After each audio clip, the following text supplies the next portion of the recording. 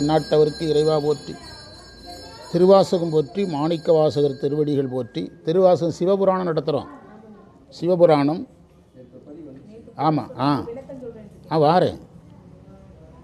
இந்த குறுக்கால யார் பேசினாலும் பயமாக இருக்குது. அதாவது பள்ளிக்கூடத்தில் போய் உட்கார்ந்த உடனே சார் 3வது பாடம் 4வது பேராகிராஃப், 3வது பாடம் 4வது பேராகிராஃப் அப்படிம்பா பையன். 3வது பாடம் சார் 111வது பக்கம் 4வது பேராகிராஃபும்பான். ஏன் உடச்சி வசப்படுறோன்னு பார்த்தா டெஸ்ட்டு சொல்லியிருப்போம். நம்மளை டைவெர்ட் பண்ணுறதுக்கு. அதுக்கு பிறகு தான் நான் கொஞ்சம் யோசிப்பேன், ஏதோ டைவர்ஷன் பண்ணுறான்னு இவ்வளோ அப்படின்ட்டு. பிறகு பார்த்தா அன்றைக்கி என்ன சொல்லியிருப்பேன், அதை லீடரை அமைக்கியிருப்பானுங்க. லீடர் நீ டெஸ்ட்டை பற்றி வாய் திறக்காதுன்னு சொல்லிவிட்டு இந்த 1-2 பேரை ரெடி பண்ணியிருப்பானுங்க. அவன் டக்குன்னு என்ன செய்வான், ஆமாம் புஸ்தகத்தில் ஐயா இதான் தொடங்கிடலாம் அப்படின்பா. ஆமாம், எனக்கு அந்த ஞாபகம் வந்துட்டு. சிவபுராணம் சிவனுடைய பழமையை சொல்லுவது. கலிவெண்பாங்கிற செய்யுள் முறையில் அமைஞ்சது. தமிழ் படி வெண்பா குறைஞ்சது 2 வரி இருக்கணும். நிறைய வரிகள் இருக்கும். புறநானூறு அகநானூறுலாம் 12 வரி அது மேலெலாம் இருக்கும். ஆனால் மாணிக்கவாசகர் ரொம்ப பழைய காலத்தில் எழுதினால இவ்வளவு பெரிய நீண்ட வரியில் எதை எழுதியிருக்கிறாரு, கலிவெண்பாவை வெண்பாவுக்கு 2 வரி 4 வரி தான் ஸ்டாண்டர்டு. கலி வெண்பா என்ற முறையே அமைந்தது. திருவாசகம் என்பதற்கு நிறைய நீட்டி முளைக்கு சொல்லி கடைசியில் இது வீடு தருவது அருள் தருவதுன்னு முடிச்சுட்டாங்க. அதை நானே சொல்லிட்டேன். முதல்ல 5 வரிக்கு பொருள் சொல்லிட்டோம். முதல்வனுடைய பெருமையை உணர்த்தும் நாமமாகிய நமச்சிவாய் என்ற மந்திரம் வாழ்கன்னா நிலைத்திருக்கணும். வாழ்க அந்தணர்னா என்ன அர்த்தம், அந்தணர்கள் ரொம்ப நாள் நல்லா இருக்கணும், அவ்வளோதான். நிலைத்திருக்க வேண்டும். இறைவனுடைய சக்தி எப்பவும் விளங்கணும். கண்ணை மூடி விழிக்கும் நேர அளவு கூட என்னுடைய உள்ளத்தை விட்டு அகலாத இறைவனுடைய திருவடிகள் வாழ வேண்டும். திருவாவடுதுறைன்னு எடுத்துக்கிட்டாலும் சரி, அல்லது திருப்பெருந்துறைன்னு எடுத்துக்கிட்டால் அங்கே எழுதியிருக்கிற அடியவர்களுக்கு ஞானத்தை கொடுத்து அடிமை கொண்ட குருவினுடைய திருவடிகள் எப்பவும் விளங்க வேண்டும். என்ன இருக்குதா, ஆகமம் கூறுகின்ற தனிப்பொருளாய் நின்று அன்னிப்பானா இனிப்பவன், இனிமை தருபவனுடைய திருவடிகள் உள்ளத்தில் நிலைக்கணும். ஒருவனாகவும் அன்பர் நினைக்கின்ற பல வடிவமாகவும். மகேஸ்வர மூர்த்தை எத்தனை சொல்கிறோம், 25. ஆமாம், 25 வரைக்கும் வரும். வடிவமாகவும் இறைவன்னா தங்குபவன் அர்த்தம். தங்குபவனாக இருக்கிற இறைவனுடைய திருவடி வாழ்க. இப்போ குறிப்பு சொல்கிறார். நமச்சிவாய என்பதற்கு வடமொழியில் வணக்கம் சிவனுக்கு என்று பொருள்.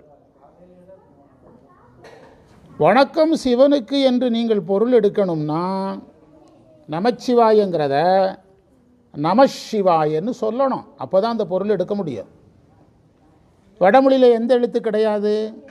இச்சு சந்தியாக வராது. இந்த இச்சுக்கு சந்தின்னு பேர். ரெண்டு சொற்கள் சந்திக்கிற இடத்துல வர்றதுனால அதுக்கு என்ன பேர், சந்தி. இச்சு சந்தியாக வராது, இசு தான் சந்தியாக வரும். நமசிவாய அதை 2ஆக பிரிக்கணும். நமஸ் சிவாய. நமஸ் அப்படின்னா வணக்கம்னு அர்த்தம். சிவாய அப்படின்னா சிவனுக்குன்னு அர்த்தம். சிவாயன்னா சிவனுக்குன்னு அர்த்தம்.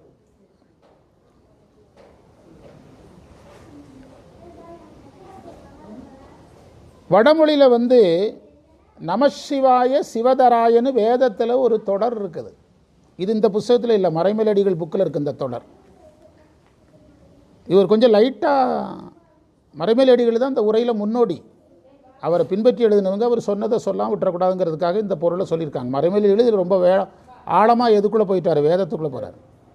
நமசிவாய சிவதராயங்கிற வேத வாக்கியத்தை வச்சு தான் இந்த மந்திரம் தொடங்குகிறதுன்னு மறைமலை அடிகள் எழுதுகிறார்.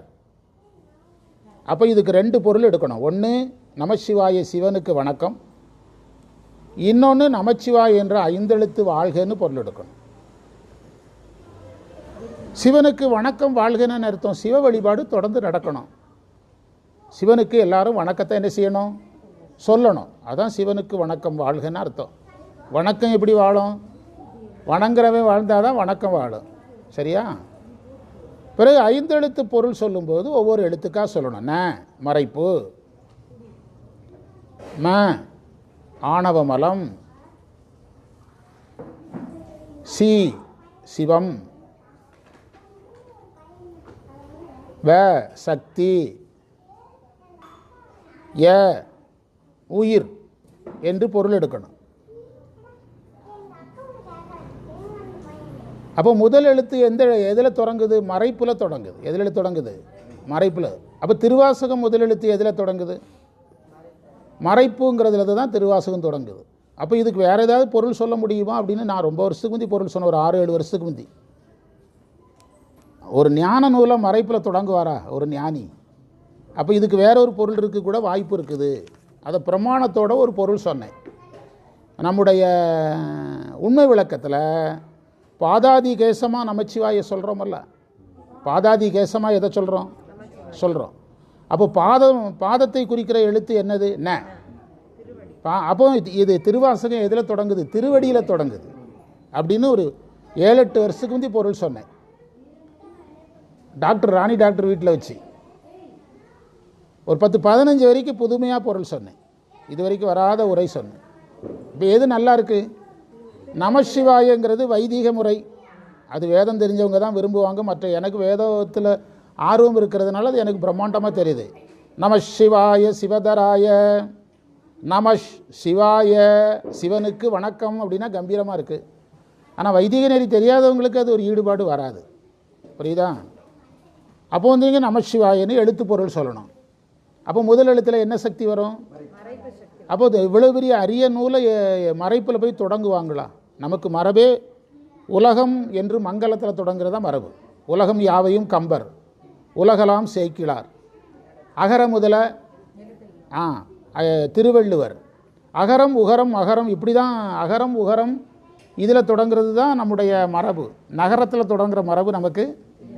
அப்போது நகரம் என்பது எதை குறிக்கிறதாக எடுக்கலாம்? அதில் இன்னொரு சிறப்பு என்னென்னா, நேங்கிற எழுத்தே நடராஜர் நடனமாடுற மாதிரி இருக்கும் அப்படின்னு சொன்னேன். நேங்கிற எழுத்தை எழுதி பாருங்கள், யார் நடனமாடுற மாதிரி இருக்கும்? ஆமாம். இப்படியெல்லாம் அது ஒரு பெரிய ஒரு 16 வரைக்கும் நல்ல பொருள் சொன்னேன். அப்போ ரொம்ப ஈடுபாடாக இருந்த நேரம், பஞ்சாயத்துக்கள்லாம் குறைவாக இருந்தது. இப்போ வந்து சொம்பு வச்சு அரச மரத்தில் பஞ்சாயத்து பண்ணவே நேரம் சரியாக இருக்குது. புதுசாக யோசிக்க முடியல. அப்போல்லாம் திருமந்திரம் 6-7 மந்திரம் எடுப்போம். ஏன்னா அப்போல்லாம் நிறையா சூழல் வேறு மாதிரி இருந்த காலம் அது. எனவே அடுத்து அந்த எழுத்து பொருள் சொல்லியிருக்காங்க, அதுவும் சொல்லிட்டோம். நகரம் எதை குறிக்கும்? அப்போ இப்போ வந்து முப்பொருள் என்னதெல்லாம்? பதி, பசு, பாசம். பாசம் என்னதெல்லாம்? ஆணவம், கண்மம், மாயை. இப்போ எல்லாமே இதில் வந்துட்டுதா? எல்லாமே இதில் வந்துட்டலாங்க. எங்கே வந்துச்சு? எல்லாத்துக்கும் ஆமாம், வில்லுப்பாட்டில் சேர்த்து விட்டலாம். பார்க்க ஒரு 5-6 பேர் வில்லுப்பாட்டில் சேர்த்து விட்டு கமிஷன் வாங்கிடலாம். எனக்கு நகரம் என்ன சக்தியை குறிக்குது? இப்போ மாயை கண்மம் எங்கே போச்சு? அது உள்ளே இருக்குன்னு தெரியணும்ல, அதான பிரச்சனை. அதுதான் அதான் ஆசிரியர். இப்போ மாயை முப்பொருள் ஆணவம் கண்மம் மாயை சொல்கிறீங்கல்ல, ஆணவத்துக்கு எந்த எழுத்து சொன்னோம்? மாயை கண்மம் எங்கே இருக்குது? அந்த ந என்ற எழுத்துக்குள்ளேயே 3 கண்டென்ட் பார்க்கணும். மறைப்பு சக்தி, மாயை, கண்மம், 3ஐயும் அதுக்குள்ளே பார்க்கணும். இதுதான் மாணவர் நிலையறிந்து பாடம் நடத்துறது. சும்மா ரன்னிங்கில் பஸ்ஸை ஓட்டுறது முக்கியம் கிடையாது. இப்போ அதில் இன்னொரு கேள்வி இருக்குது. ஒரு மாணவர் கேட்டால் என்ன செய்வீங்க? ஏன் அந்த மறைப்புக்குள்ளே மாயை கண்மத்தை பார்க்கணும்? ஒரு மாணவர் கேட்டால் என்ன செய்வீங்க? அந்த மறைப்பு சக்தி தான் அந்த ரெண்டையும் இயக்கணும். போலீஸ்கார்ட்ட தான் துப்பாக்கி கொடுக்க முடியும், பஸ் டிரைவர்கிட்ட கொடுக்க முடியுமா? துப்பாக்கி யாருக்கு தேவை? அவர் தான் துப்பாக்கியை இயக்க போகிறாரு. மறைப்பு சக்தி தான் எதை இயக்க போகுது? ஆணவம் கண்மமா மாயை கண்மத்தை இயக்கணும். யார் இயக்குறாங்களோ அவங்ககிட்ட தானுங்க அந்த பொருளை கொடுத்து வைக்க முடியும். அந்த பொருளை கொடுத்து வைக்க முடியும். கோயில் கருவறையை திறக்கிறவர்கிட்ட தானே கருவறை சாவியை கொடுக்க முடியும். அதே மாதிரி இறைவன் மறைப்பு சக்தி கிட்ட எதை கொடுத்து வச்சிருக்கிறாரு? மாயை கண்மத்தை கொடுத்து வச்சிருக்கிறார். ஆணவத்தை இயக்குறதும் இறைவனுடைய சக்தி தான். 3 மலங்களும் இறைவனால் இயக்கப்படும். சித்தாந்த விளக்கத்தில் ஆனந்தராசனையே இதை தெளிவாக எழுதுகிறார். இப்போ அதை 3 மலங்களாக நம்ம அதை வந்து எடுத்துக்கொள்ளணும். சரி, அப்போ வகரம் அகரம் எல்லாம் புரிஞ்சிட்டு, எல்லாமே புரிஞ்சிட்டுல. தொடர்ந்து எழுதிடுங்க. அவரே அழகாக விளக்கம் சொல்கிறாரு.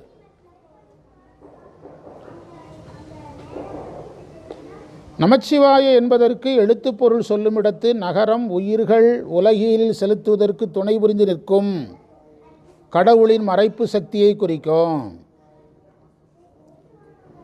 மகரம் ஆணவ மலத்தை குறிக்கும். அதெல்லாம் உங்களுக்கு தெரிஞ்ச பொருளே தான் வருது. சிகரம் வீடு தரும் சிவனை குறிக்கும். பகரம் மோட்சத்தை அடைய துணை செய்யும் அருளை குறிக்கும். யகரம் உயிரை குறிக்கும். ஆணவத்தில் கிடக்கும் உயிரை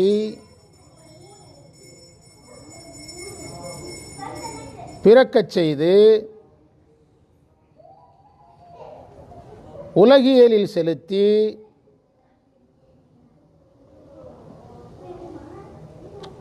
ஆணவம் நீங்கும் பக்குவம் வரும்போது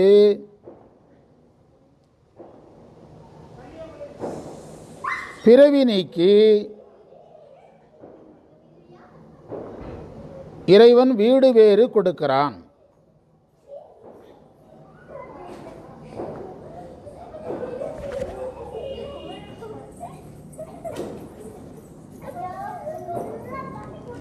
நாதனாகிய இறைவனை அவன் நாமத்தை சொல்லி வணங்க வேண்டும்.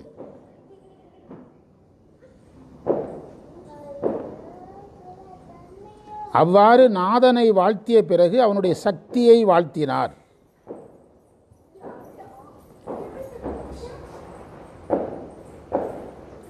நமச்சிவாய தூல பஞ்சாக்கரம். இதற்கு தமிழில் பரிய 5 எழுத்துன்னு பேர். பரியன்னா பெரிய, பெரியன்னு எழுதிடக்கூடாது. கலைச்சொல் என்னது? பரிய 5 எழுத்து என்று பெயர்.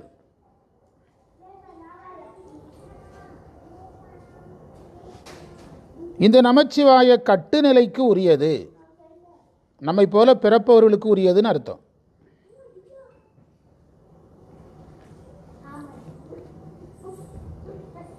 நாதன் என்பதற்கு தலைவன் என்றும் நாத தத்துவ முதல்வன் என்றும் பொருள் எடுக்கலாம். 2 பொருள். நாதன் என்பதற்கு தலைவன் என்றும் நாத தத்துவ முதல்வன் என்றும் பொருள் கொள்ளலாம்.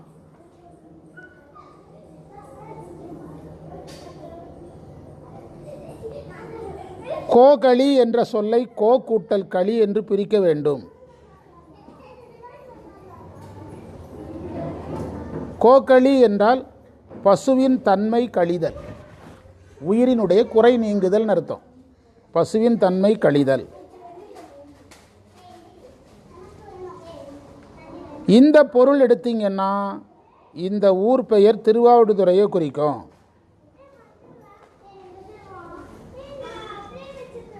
கோ பெரிய, களி துறைன்னு பொருள் எடுத்தீங்கன்னா திருப்பெருந்துறையை குறிக்கும்.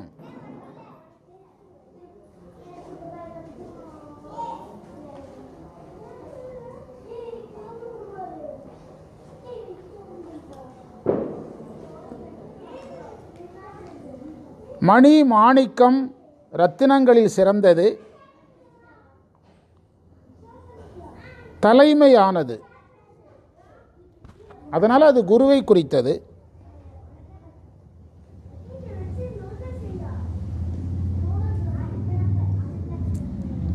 ஆகமம் வீடு வேற்றை கூறுகின்ற நூல்.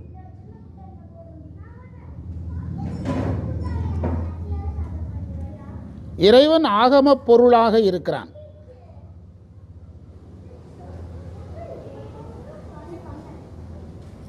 அன்னிப்பான் என்பதற்கு நெருங்கி நிற்பவன் என்றும் இனிப்பவன் என்றும் பொருள் கொள்ளலாம். இந்த 5 வரிக்கு பொருள் சொல்லியாச்சு. வகுப்பு நிறைவு. இந்த அளவில் நிறைவு செய்வோம். இன்று நமக்கு கிடைத்த அனைத்து சிறப்புகளையும் நம் குருநாதர் சம்பந்த சரணாலயடிகள் திருவடிகளில் எண்ணமலர்களாக சமர்ப்பித்து எதியமை பணிகொள்ளும் ஆறுது கேட்போம் எம்பெருமான் பள்ளி எழுந்தருளாய் நாளை பணி நோக்கி செல்வோம் சிவாய நம. பிழைத்தவை பொறுக்கையெல்லாம் பெரியவர் கடமை பற்றி சிவாய நம.